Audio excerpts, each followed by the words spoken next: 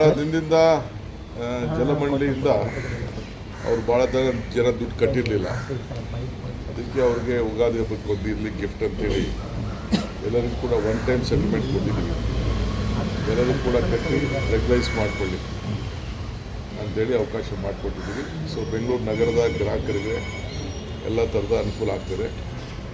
ಬೇಕಾದಷ್ಟು ಸ್ವಲ್ಪ ಹೊಸ ನಾನು ಈ ಜವಾಬ್ದಾರಿ ತೆಗೆದುಕೊಂಡ ಮೇಲೆ ಬೆಂಗಳೂರು ನಗರಕ್ಕೆ ವಿಶೇಷವಾಗಿ ಕುಡಿಯೋ ನೀರಿಗೆ ಎಲ್ಲ ಥರದ ಅನುಕೂಲತೆ ಕೂಡ ಮಾಡಿಕೊಂಡಿದ್ದೇನೆ. 5th ಸ್ಟೇಜ್ ಕೂಡ ಈಗಾಗಲೇ ಕನೆಕ್ಷನ್ ಎಲ್ಲ ಕೊಡಿಸಿದ್ದೀನಿ. 6th ಸ್ಟೇಜು ಕೂಡ ಕ್ಯಾಬಿನೆಟಲ್ಲಿ ಅಪ್ರೂವ್ ಮಾಡಿಸಿದ್ದೀನಿ. ಸೊ ಬಹುಶಃ ಬೆಂಗಳೂರು ನಗರಕ್ಕೆ ನೀರಿನ ಯಾವ ಸಮಸ್ಯೆ ಇಲ್ಲ. ಏನಪ್ಪ ಅಂದರೆ ಹೊರಗಡೆಯಿಂದ ಭಾಳ ಜನ ಬರ್ತಾಯಿದ್ದಾರೆ, ಅದು ನಾವು ತಡೆಯೋಕ್ಕಾಗ್ತಾಯಿಲ್ಲ. ಆದರೆ ಎಲ್ಲ ಥರದ ವ್ಯವಸ್ಥೆ ಮಾಡ್ಕೊಳ್ಳಿಕ್ಕೆ ನಾವು ಸಿದ್ಧವಾಗಿದ್ದೀವಿ. ಸೊ ಈ ತಾನೇ 12 ಗಂಟೆಗೆ ನನಗೆ ಆದೇಶ ಬಂದಿದೆ. ದಾವಣಗೆರೆ ಮತ್ತು ಬಾಗಲಕೋಟೆ ಸೀಟನ್ನು ಹೈಕಮಾಂಡ್ ಬಾಗಲಕೋಟೆಗೆ ಉಮೇಶ್ ಮೇಟಿ ಎರಡನೇ ಮಗ ಅವ್ರಿಗೆಲ್ಲರೂ ಕೂಡ ಅವರು ಒಮ್ಮತದಿಂದ ನಾವೇನು ಶಿಫಾರಸು ಮಾಡಿದೋ ಆ ಪ್ರಕಾರ ಒಪ್ಕೊಂಡಿದ್ದಾರೆ. ದಾವಣಗೆರೆ ಸೀಟ್ ಕೂಡ ಇನ್ನೆಲ್ಲ ಮೈನಾರಿಟಿ ಲೀಡರ್ಸು, ಚೀಫ್ ಮಿನಿಸ್ಟ್ರು, ನಾನು, ನಮ್ಮ ACC ಜನರಲ್ ಸೆಕ್ರೆಟರಿ ಜಮೀರ್ ಅವರು, ನಾಜೀರ್ ಅವರು, ಸಲೀಂ ಅವರು,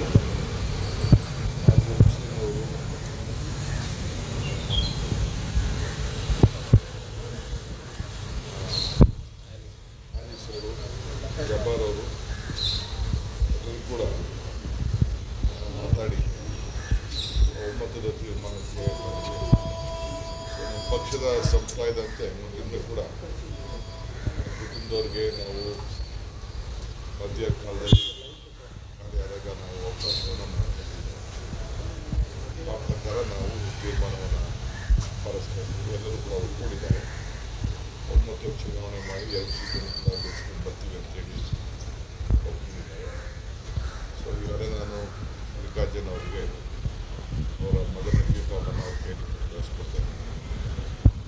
ಸೊ ನಾಳೆ ನಾನು ಮತ್ತು ಮುಖ್ಯಮಂತ್ರಿಗಳು ಕೆಲವು ನಾಯಕರು ನಾವೆಲ್ಲ ಹೋಗ್ತಾ ಇದ್ದೀವಿ. ದಾವಣಗೆರೆ ಮತ್ತು ಬಾಗಲಕೋಟೆ ಹೋಗಿ ನಾಮಪತ್ರವನ್ನು ಸಲ್ಲಿಸುವಂಥ ಕಾರ್ಯಕ್ರಮದಲ್ಲಿ ನಾವು ಭಾಗವಹಿಸ್ತೀವಿ. ಸೊ ಬುಧವಾರ ಅವರು CM ಅವರು ಆ ಬಜೆಟ್ ರಿಪ್ಲೈ ಮಾಡಬೇಕು ಅಂತೇಳಿ ಚರ್ಚೆ ಆಗಿದೆ. ನಾಳಿದ್ದು ನಮ್ಮ ಬಿಸ್ನೆಸ್ ಸೆಕ್ರೆಟರಿ ಚರ್ಚೆ ಮಾಡಿ ಬುಧವಾರ ಸಾಯಂಕಾಲ ನಮ್ಮ ಶಾಸಕರ ಪಕ್ಷದ ಸಭೆಯಲ್ಲಿ ಮುಖ್ಯಮಂತ್ರಿಗಳು ಭೇಟಿ ಮಾಡಿದ್ದಾರೆ. ನಮ್ಮ ACC ಜನರಲ್ ಸೆಕ್ರೆಟರಿ ಕೂಡ ದೆಹಲಿಯಿಂದ ಶಾಸಕಾಂಗ ಪಕ್ಷದ ಸಭೆಗೆ ಅವರು ಕೂಡ ಭಾಗವಹಿಸಲಿದ್ದಾರೆ. ಸೊ ಈ ಚುನಾವಣೆ ಏನು ವಿಚಾರದಲ್ಲಿ ಟಿಕೆಟ್ ವಿಚಾರದಲ್ಲಿ ನಾವು ವಿಭಿನ್ನವಾಗಿ ಕೆಲವು ಚರ್ಚೆಗಳನ್ನ ಮಾಧ್ಯಮದಲ್ಲಿ ಹೇಳ್ತಾ ಇದ್ವಿ. ಅದಕ್ಕೆಲ್ಲ ಕೆರೆಯನ್ನು ನಾವು ಮೈನಾರಿಟಿ ಲೀಡರ್ಸ್ ಎಲ್ಲ ಅಭಿಪ್ರಾಯ ಇದೆಯಾ ಸರ್? ಸಮಾಧಾನ ಇರುತ್ತೆ. ಅವರು ಕೇಳೋದ್ರ ತಪ್ಪಿಲ್ಲ. ಅದು ಜನಸಂಖ್ಯೆ ಆಧಾರದ ಮೇಲೆ ಕೇಳ್ತಾರೆ. ಅವ್ರದ್ದು ಯಾವ ಥರದ ತಪ್ಪು ಚಿಕ್ಕದಾಗೆ ಮಲ್ಲಿಕಾರ್ಜುನ ಅವ್ರು ಹೇಳಿದರು. ಯಾಕಂದರೆ ಇವತ್ತು ನಾನು ವಿಡ್ರಾ ಮಾಡ್ತೀನಿ, ನಾನು ದಿನಾಂಕಕ್ಕೋಸ್ಕರ ನಮ್ಮ ಫ್ಯಾಮಿಲಿ ಮೆಂಬರ್ಸು ಮುಹೂರ್ತ ಚೆನ್ನಾಗಿದೆ ಅಂತೇಳಿ ಅವ್ರಿಗೆ ನಂಬಿಕೆ ಇದೆ. ನಾವೇನು ನಂಬ್ತೀವಿ ಅವ್ರಿಗೂ ನಂಬಿಕೆ ಇದೆ. ಸೊ ಅದಕ್ಕೆ ಅವರು ಮಾಡಿದ್ದಾರೆ. ನಾನು ಇವತ್ತು ವಿಡ್ರಾ ಮಾಡಿದ್ದೀನಿ ಅವರು ಕೂಡ ಒಮ್ಮತವನ್ನು ಅವರು ಕೂಡ ಹೇಳಿದ್ರು. ಪಕ್ಷ ಏನು ಹೇಳ್ತಾರೆ ಆ ರೀತಿ ಕೇಳ್ತೀವಿ. ನಾವೇ ಬಲವಂತವಾಗಿ ಅವರ ತಾಯಿಗೆ, ಸಮರ್ಥ ತಾಯಿಗೆ ನಾವು ನಿಲ್ಲಿಸಿದ್ವಿ. ಅವ್ರಿಗೆ ಇಷ್ಟ ಇರಲಿಲ್ಲ. ನಾನೇ ಖುದ್ದಾಗಿ ಹೆಣ್ಮಗಳ ಹತ್ರ ಮಾತಾಡಿ, MLAಗಳ ಹತ್ರ ಮಾತಾಡಿ, ಈತನಿಗೂ ಇಷ್ಟ ಇರಲಿಲ್ಲ. ನಾವು ಒಪ್ಪಿಸಿದ್ದೆ. ನಾವು ಗುಡ್ ಪಾರ್ಲಿಮೆಂಟ್ ಹೌಸ್ ಪಕ್ಷಕ್ಕೆ ಒಂದು ದೊಡ್ಡ ಸಂಖ್ಯಾತ ಮುಖಂಡರ ಕಂಡೀಷನ್ ಹೇಳ್ತಾರೆ. ಪಕ್ಷ ಏನು ಹೇಳ್ತದೆ ಅದಕ್ಕೆ ನಾವೆಲ್ಲ ಇವರು ಒಪ್ಕೊಳ್ತಾರೆ, ಇವರು ಭದ್ರಾಗಿದ್ದಾರೆ, ನಾನು ಭದ್ರಾಗಿದ್ದೀನಿ. ನನಗೂ ಕನಕಪುರದಲ್ಲಿ ನಿಲ್ಬೇಡ ಅಂದರೂ ನಾನು ನಿಲ್ಲಲ್ಲ, ಇವರು ನಿಲ್ಲಲ್ಲ ಅಂದ್ರೆ ನಿಲ್ಲೋದಿಲ್ಲ. ಅಲ್ಲ ಏನ್ ಭರವಸೆ ಕೊಟ್ಟು ಮನವೊಲಿಸಿರಿ ಸರ್? ಅಲ್ಪಸಂಖ್ಯಾತರ ನಾಯಕರು ಕೇಳಿದ್ರು ಸರ್, ಟಿಕೆಟ್ ಕೇಳಿರುವಂತ ಕಾರಣಕ್ಕಾಗಿ ಅಲ್ಲಿ ಸ್ಥಳೀಯವಾಗಿ ಒಂದು ಅಲ್ಪಸಂಖ್ಯಾತ ಸಮುದಾಯದಲ್ಲಿ ಗೊಂದಲ ಇತ್ತು ಸರ್. ಈಗ ಆ ಗೊಂದಲನ ಸರಿಪಡಿಸುವಂತ ಎಲ್ಲ ಆಸೆ ಪಡೋದು ಚುನಾವಣೆ ಮುಂಚಿತವಾಗಿ. ಈಗ ಮೇಟಿಯವ್ರ ಮಕ್ಕಳಲ್ಲೇ ನಾನು ಮಲ್ಲಿಕಾರ್ಜುನ್ ಕೊಡಬೇಕು ಅಂತ ನನ್ನ ಆಸೆ ಇತ್ತು.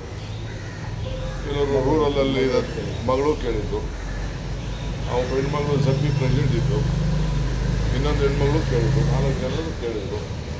ಒಂದು ಕುಟುಂಬದಲ್ಲೇ ಆ ರೀತಿ ಆಸೆ ಇರುವಾಗ ಬೇರೆಯವರು ಕೂಡ ಅಪ್ಲೈ ಮಾಡ್ತಾರೆ. ನಮ್ಮಲ್ಲೂ ಕೂಡ ಬೇರೆ ಬೇರೆ ಹೆಸರುಗಳು ಕೂಡ ಬಂದಿತ್ತು ಬಾಗಲಕೋಟೆಗೆ.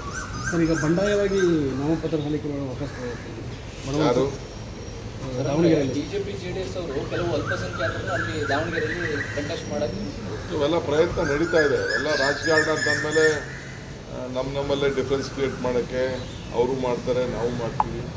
ಅವರಲ್ಲಿ ಒಮ್ಮತ ಇದೆಯಾ? ಇಬ್ಬರಲ್ಲಿ ಗಲಾಟೆ ಆದದಕ್ಕೆ 3ನೇವ್ರಿಗೆ ಅಂತಂದ್ಬಿಟ್ಟು ಅವ್ರು ಟಿಕೆಟ್ ಕೊಟ್ಟಿದ್ದಾರೆ. ನಾನು ಅದನ್ನು ಯಾಕೆ ಅದಕ್ಕೆ ಚರ್ಚೆ ಮಾಡೋಕ್ಕೆ ಹೋಗಿ? ಸರ್ ಈಗ ಮೈನಾರಿಟೀಸ್ಗೆ ಏನು ಭರವಸೆ ಕೊಟ್ಟಿದ್ದೀರಾ ಸರ್? ಅವ್ರ ಪಾರ್ಟಿ ಡಿಸಿಷನ್ ಅದು, ಇದು ನಮ್ಮ ಪಾರ್ಟಿ ಡಿಸಿಷನ್. ಬಿಜೆಪಿ ಕ್ಯಾಂಡಿಡೇಟು ನಿಮ್ಮ ಕ್ಯಾಂಡಿಡೇಟ್ಗೆ ಸಮರ್ಥರು ಅಂತ ಅನಿಸಿದೆ ಸರ್ ನಿಮಗೆ? ನನಗೆ ಅದ್ರ ಬಗ್ಗೆ ಚರ್ಚೆ ಮಾಡೋಕ್ಕೆ, ಅವ್ರ ಪಾರ್ಟಿ ಬಗ್ಗೆ ಚರ್ಚೆ ಮಾಡೋಕ್ಕೆ ಹೋಗಲ್ಲ ನಾನು. ಅದು ಯಾರನ್ನಾರು ಕ್ಯಾಂಡಿಡೇಟ್ ಕೊಡಲಿ. ನಮ್ಮ ಪಾರ್ಟಿ ನಮ್ಮದು ಅವ್ರದ್ದು. ದಾವಣಗೆರೆ ಮಾಡಿರೋಂಥ ಅಭಿವೃದ್ಧಿ, ದಾವಣಗೆರೆಯಲ್ಲಿ ಶಿವಶಂಕರಪ್ಪನವರು ಮಾಡಿದಂಥ ಸೇವೆ, ಅದು ಬೆಂಗಳೂರು ನಗರ ಯಾವ ರೀತಿ ಇದೆ ಅದಕ್ಕೆ ಚೆನ್ನಾಗಿ ದಾವಣಗೆರೆ ಇದೆ.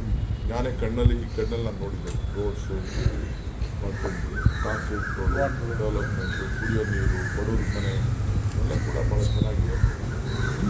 ಕಳೆದ 40 ವರ್ಷದಿಂದ ಅವ್ರದ್ದೇ ಆದಂಥ ತ್ಯಾಗ. ಇಲ್ಲಿ ದಾವಣಗೆರೆಗೆ ವಿದ್ಯಾಸಂಸ್ಥೆಗಳು, ಹೊರಗಡೆಯಿಂದ ಬರೋರು ಎಲ್ಲ ಕೂಡ ಸೆಂಟರ್ ಆಫ್ ದಿ ಸಿಟಿ.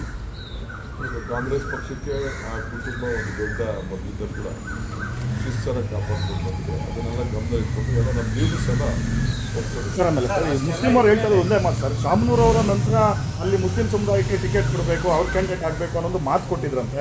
ಆ ಮಾತು ಪ್ರಕಾರ ನಡ್ಕೊಳ್ತಾ ಇಲ್ಲ ಅನ್ನೋ ಒಂದು ಅಸಮಾಧಾನ ಅವ್ರಿಗೆ. ಅಸಮಾಧಾನ ನಿಮ್ಮ ಹತ್ರ ಹೇಳಿರ್ಬೋದು, ನನ್ನತ್ತ ಅಸಮಾಧಾನ ನೋಡಿ. ಅದು ಲೈವ್ ಕೇಳ್ತಾ ಇದ್ದಕ್ಕೆ ನಾವು 3 ಬಾರಿ ಜಬ್ಬರ್ಗೆ MSc ಮಾಡಿದ್ವಿ. ರಾಜಕೀಯವಾಗಿ ಕಾಂಪನ್ಸೇಟ್ ಮಾಡಬೇಕು ಅಂತೇಳಿ ಜಬ್ಬರ್ಗೆ ಇದೇ ಶಿವಶಂಕರಪ್ಪನವರು SN ಕೃಷ್ಣ ಅವ್ರ ಕಾಲದಿಂದ ಹಿಡಿದು ಸಿದ್ದರಾಮಯ್ಯ ಕಾಲದಿಂದ ಹಿಡಿದು ಎಲ್ಲರ ಕಾಲದಲ್ಲಿ MSc ಮಾಡಿ ಕೊಟ್ಟಿದ್ದಾರೆ. ಪೊಲಿಟಿಕಲಿ ಕೆಲವು ಸಂದರ್ಭದಲ್ಲಿ ಕಾಂಪನ್ಸೇಟ್ ಮಾಡಬೇಕು. ಈಗ ನಾವು ಇಲ್ಲಿ ಇವನಿದ್ದ ಮಾನೆ ಸೀಟ್ ತೆಗೆದುಬಿಟ್ಟು ನಾವು ನಮ್ಮ ಅಲ್ಲಿ ಮೈಸೂರು ಇದ್ದ ಧಾರವಾಡಲ್ಲಿ ಕೊಡೋಕ್ಕಾಗಲ್ಲ ಅಂತೇಳಿ ನಮ್ಮ ಇವ್ರಿಗೆ ಸಲೀಮ್ ಕೊಟ್ವಲ್ಲ, ಸೊ ಅಲ್ಲಿ ಬೋಸ್ರಾಜ್ ಕೊಡಬೇಕು ಅಂತಿದ್ದು, ಬೇಡ ಮೈನಾರಿಟಿ ಕೊಡಬೇಕು ಅಂತ ಹೇಳಿದ್ರು. ಅದು ನಾವು ಆಗ ಬೋಸ್ರಾಜ್ಗೆ ಕಾಂಪನ್ಸೇಟ್ ಮಾಡಿದ್ವಲ್ಲ. ಕೆಲವು ಸಂದರ್ಭದಲ್ಲಿ ಆ ರೀತಿ ಮಾಡಬೇಕಾಗ್ತದೆ. ಸರ್ ಈಗ ಸರ್ಕಾರಕ್ಕೆ 3 ವರ್ಷ ಮುಂದೆ ಇರೋ ಟೈಮಲ್ಲಿ ಬೈ ಎಲೆಕ್ಷನ್ ಮಾಡಿದ್ರು. ಈಗ ಒಂದು ಸೂಚಿ ಅಂತ ಯಾವ ಎಲೆಕ್ಷನ್ ನಾವು ಗೆದ್ದವ್ರೆ? ಈಗ ಅವ್ರ ಸೀಟೆಲ್ಲ ನಾವು ಗೆದ್ಕೊಂಡು ಬಂದಿದ್ವಲ್ಲ, ಅವ್ರ ಸೀಟು ನಾವು ಗೆದ್ಕೊಂಡು ಬಂದಿದ್ವಲ್ಲ. ಈಗ ಬೊಮ್ಮಾಯಿ ಸೀಟು, ಕುಮಾರಸ್ವಾಮಿ ಮನೆ ಸೀಟು, ಅದಕ್ಕೆ ಕಲಿತಿದ್ದೆ. ನೀವೇ ಅದಕ್ಕೆ ಕೇಳಿ, ಅವ್ರ ಸೀಟ್ ಅದು.